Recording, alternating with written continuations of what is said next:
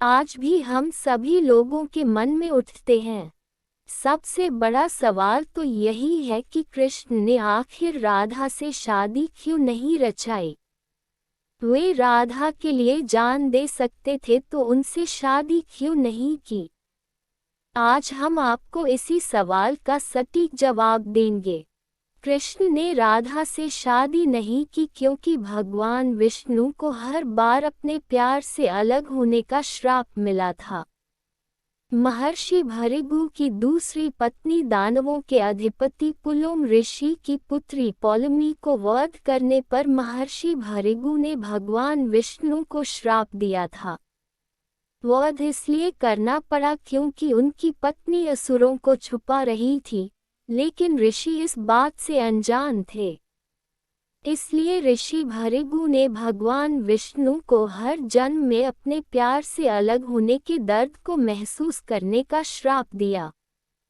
ऋषि भृगु के श्राप के कारण ही भगवान राम अपने एकमात्र प्रेम देवी सीता से अलग हो गए।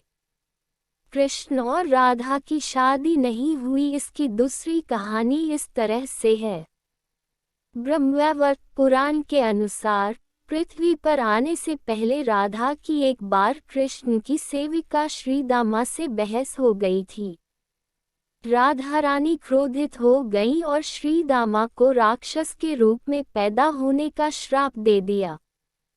बदले में श्रीदामा ने भी राधा को श्राप दे दिया कि वह एक मानव के रूप में जन्म लेंगी और अपने प्रियतम से 100 साल के लिए बिछड़ जाएंगी। उसके बाद तुम्हें फिर से श्री हरि की संगति प्राप्त होगी और तुम गोकुल को वापस लौटोगी। वैसे तो कृष्ण भगवान की 8 पत्नी थीं। अन्य कथा इस प्रकार से भी है कि जब प्रथम दृष्टया राधा ने श्री कृष्ण को देखा था तब वह अपनी सुध खो बैठी। माना जाता है कि राधा ने श्री कृष्ण को प्रथम बार तब देखा था जब उनकी माँ यशोदा ने उन्हें ओखले से बांध दिया था। कुछ विद्वान ये भी कहते हैं कि राधा ने श्री कृष्ण को सर्वप्रथम संकेत तीर्थ पर देखा था। राधा कृष्ण ने एक ही दृष्टि में एक दूसरे से अद्भुत प्रेम का वायदा कर लिया था। राधा बरसाने की रहने वाली थी और उनके पिता का नाम वृषभानु था। वह श्री कृष्ण से 5 वर्ष बड़ी थी, लेकिन दोनों के प्रेम में यह कोई मायने नहीं रखता था। राधा ने अपना जीवन कृष्ण को समर्पित कर दिया था और वह सारे दिन कृष्ण की मुरली की धुन में खोई रहती थी। कृष्ण की मुरली की धुन सुनकर राधा बेसुध होकर अपने घर से बाहर निकल जाती थी, जिसके बाद उसके समाज के लोगों ने उसका घर से बाहर निकलना बंद करवा दिया था। जिसके बाद श्री कृष्ण ने अपनी माँ यशोदा से राधा से विवाह करने की बात रखी थी, लेकिन यशोदा ने श्री कृष्ण को राधा से विवाह करने के लिए मना कर दिया था। यशोदा ने कहा कि एक तो राधा तुमसे उम्र में बड़ी है और दूसरा उसका विवाह पहले ही तय हो चुका है। जिसके बाद नंद महाराज श्री कृष्ण को गर्ग ऋषि के पास लेकर गए। उस समय तक श्री कृष्ण को अपने जीवन के लक्ष्य का अंदाजा नहीं था। गर्ग ऋषि ने श्री कृष्ण को राधा से विवाह न करने के लिए सलाह दी। उन्होंने श्री कृष्ण को बताया कि उसके असली माता पिता कौन है और किस हेतु श्री कृष्ण का जन्म हुआ है। लेकिन फिर भी श्री कृष्ण और राधा का प्रेम यथास्थिति था। कुछ समय बाद कंस के बुलावे पर श्री कृष्ण को वृंदावन छोड़कर मथुरा जाना था, जिसके बाद श्री कृष्ण चुपके से राधा से मुलाकात करने पहुँचे। बिना कुछ कहे ही उन्होंने राधा को अपनी मुरली भेंट की और वापस लौट आए। जिसके बाद वह बलराम के साथ मथुरा की ओर रवाना हुए और उन्होंने वृंदावन छोड़ दिया। दुनियादारी के दबाव में राधा को अपने पिता के कहे अनुसार विवाह करना पड़ा। कुछ ही समय पश्चात राधा का विवाह यशोदा के भाई प्रयाण के साथ हो गया और राधा को अपनी एक दुनिया बसनी पड़ी।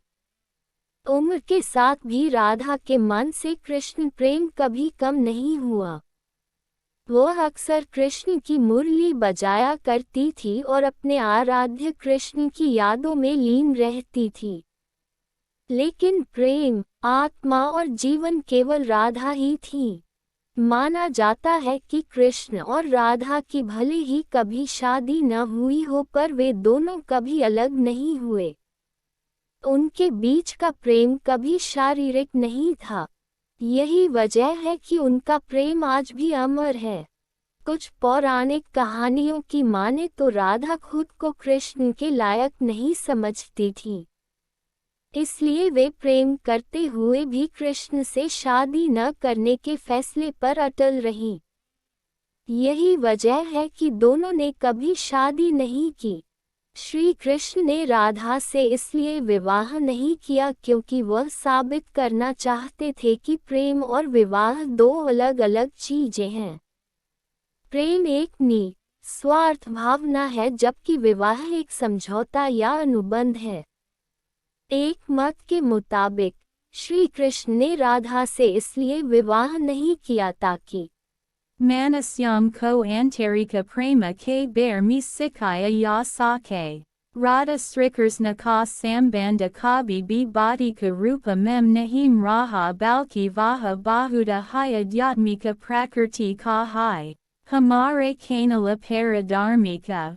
Romantika, adarsa, siksaprada, praranadai, moral, motivation, horror. Adi Kahanayam K Lai Hamare Kanala Ko. Please subscribe and like Avasya Karam. Dhanyavada.